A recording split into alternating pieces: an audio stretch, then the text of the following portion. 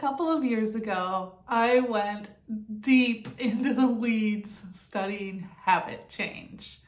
I read every self-help book about habits that I could get my hands on.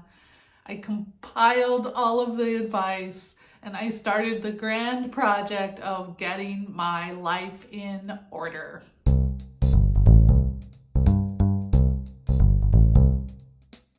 Hi, I'm Jen Tatro, and sorry, I am not going to teach you how to create a Rube Goldberg device to propel you through the perfect day. On after 3 minutes, eh? Well, steady on. Wow! Gromit! Oh! Ow!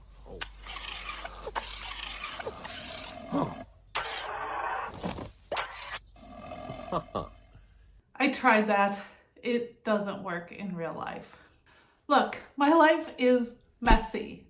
I'm navigating my first year with an empty nest after my son moved out into his own apartment. I'm a caregiver for my husband who has cancer and lives through a constantly changing array of symptoms and treatment side effects. I'm learning to understand and manage my own anxiety, depression, and PTSD with all of the unexpected peaks and valleys of those illnesses. It is a lot. And you know what else? I'm betting, just guessing here, that your life is a lot too, because all of our lives are a lot.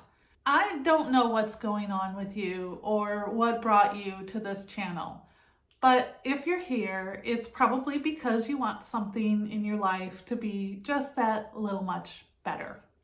And you don't really know where to start. Because again, you've got a lot going on. After my getting my life in order project failed, or at least one of the times, because this has been a recurring cycle, my therapist encouraged me to take up just 3 basic habits to improve my mental health. Those were journaling, walking, and meditating. Let's set journaling aside for a moment because I've already made a video, multiple videos on that, and I will link those in the description and one of them up here.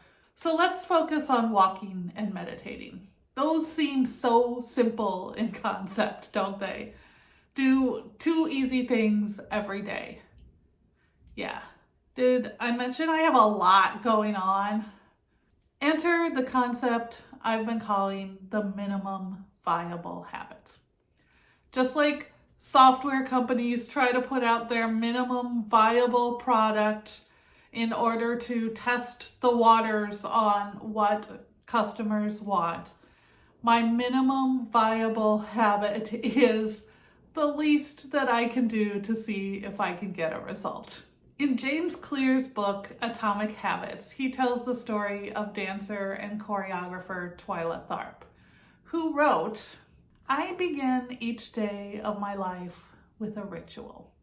I wake up at 5:30 a.m., put on my workout clothes, my leg warmers, my sweatshirt, and my hat.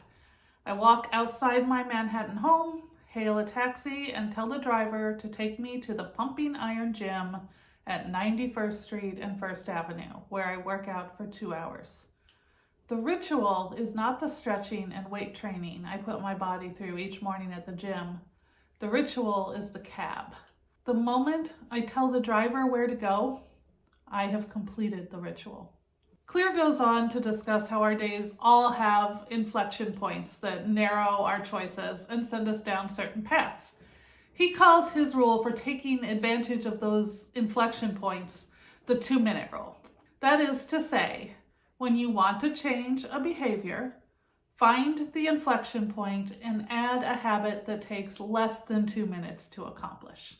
2 minutes is doable, even when you have a lot going on.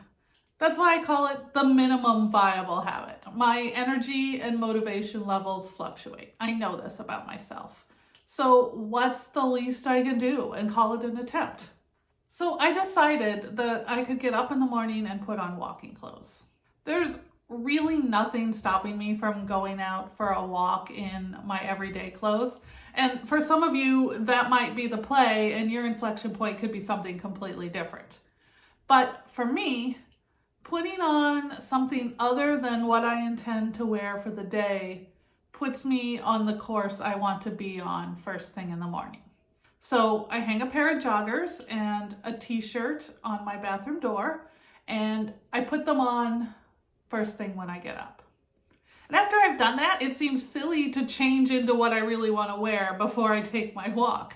So I just go ahead and take the walk. That's it. My morning walk may take me 20 minutes in actuality, but the habit, the ritual, as Twyla Tharp would say, is 2 minutes. The ritual I added for meditation is even shorter. Every day when I return to my studio after lunch, I set up my meditation mat and cushion on the floor in the corner of the room. The reason this works is kind of disgusting, but I know that our cat considers the buckwheat hulls that fill my mat irresistible litter box material. So once I set those things on the floor, I am committed to either following through on my meditation or putting that mat and cushion right back on the shelf and out of cat range. It seems, again, silly to just get them out and put them right back again. So there you go, inflection point. That 30-second task puts me on a railroad straight to a daily practice. So I said I didn't want to teach you how to create a Rube Goldberg device to put you on your desired daily path. But maybe I do want to teach you how to trigger it.